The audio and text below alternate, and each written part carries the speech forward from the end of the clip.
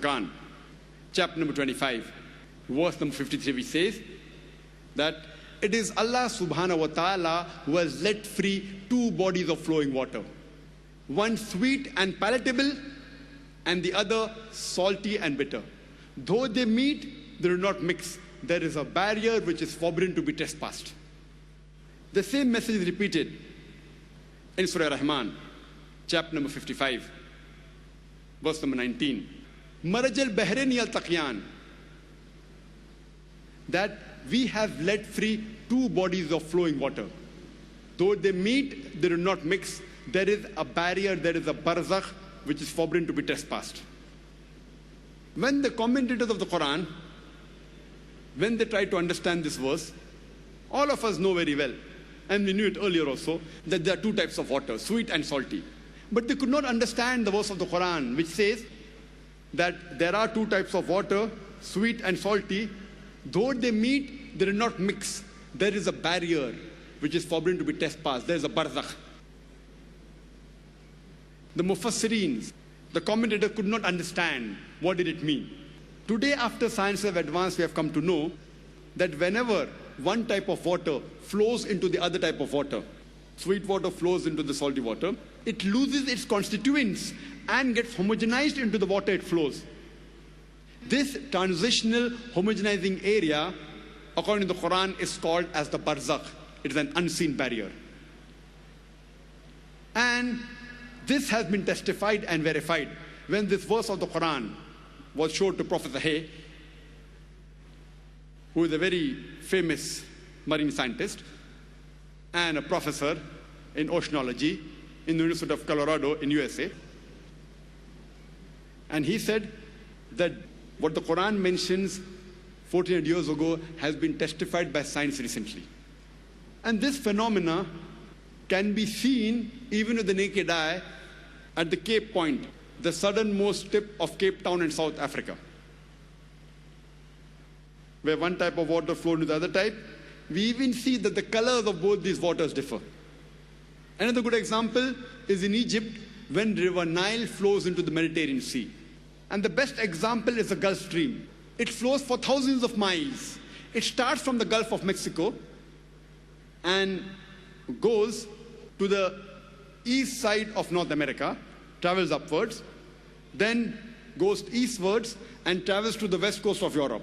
It flows for thousands of miles, but yet the two waters are distinct. And if you're traveling in a ship towards the extreme of the Gulf Stream and take a bucket of water from the left side and a bucket of water from the right side, you'll find that one is sweet and the other is salty. Even the temperature between the two, they differ. Imagine, Quran speaks about this phenomena 1400 years ago. In the subject of biology, the Quran says in Surah Anbiya, chapter number 21, verse number 30, وَجَعَلْنَا مِنَ الْمَاءِ كُلَّ شَيْءٍ هَيْ أَفَلَا يُؤْمِنُونَ. We have made from water every living thing. Will you not then believe? Imagine in the deserts of Arabia, the Quran says, we have made from water every living thing. Who could have believed in it? Today, after science advance, we have come to know that every living creature has got cells, and the basic substance of cell is cytoplasm, which contains about 80% water. And today, science tells us that every living creature contains about 50 to 90% water. Quran mentioned in Surah Nur, chapter number 24, verse number 45, we have created every living animal from water. The Quran says in Surah Furqan, chapter number 25, verse number 54, we have created every human being from water. In the field of botany, previously we did not know that even the plants have got sexes, male and female. We have come to know about this recently. Recently means 100 years back, 200 years back, 300 years back. The Quran says in Surah Taha, chapter number 20, verse number 53, it is Allah subhanahu wa ta'ala who sends down water from the sky. And with it brings various pairs of plants, each separate from the other. The Arabic word used, each separate from the other, meaning male and female. The Arabic word used in the verse of the Quran is azwaj, meaning spouses. sexes, male or female. So Quran says that every kind of plant has been made into sexes, male and female. And today science tells us that all the plants, they have got male and female sexes. Even the unisexual plant, they have distinct characteristic of male and female. The Quran says in Surah Ra'd, chapter number 13, verse number 3, we have created every kind of fruit in pairs, 2 and 2. Even the fruits are created in male and female. And today we know that the superior plants, the end stage is the fruit. Before that stage is the flower, which has got stamens and ovules, male and female. And pollen comes and fertilizes, and then we have the fruit, having distinct characteristic of male and female. Even the parthenocarpic fruits, even they, like banana, figs, certain types of pineapple, oranges, they have distinct characteristic. These are unfertilized fruits, flowers from unfertilized, the fruits obtained. Even they have distinct characteristics of male and female. The Quran says further in Surah Yasin, chapter number 36, verse number 36.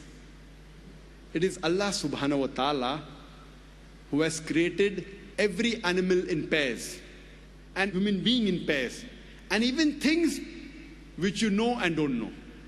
Allah says He has created everything in pairs. So besides human beings, animals, plants, even things which we don't know. Today we know that things like electricity also have got positive and negative, the electrons and protons. And many things which we don't know. So Allah says He has created everything in pairs. Things we know as well as things we don't know. In the field of zoology, the Quran says in Surah Anam, chapter number 6, verse number 38, we have made every animal that lives on this earth and every creature which has wings and flies in the air to live in community like the human beings. Today we have come to know that the animals and birds, like the human beings, they too live in communities.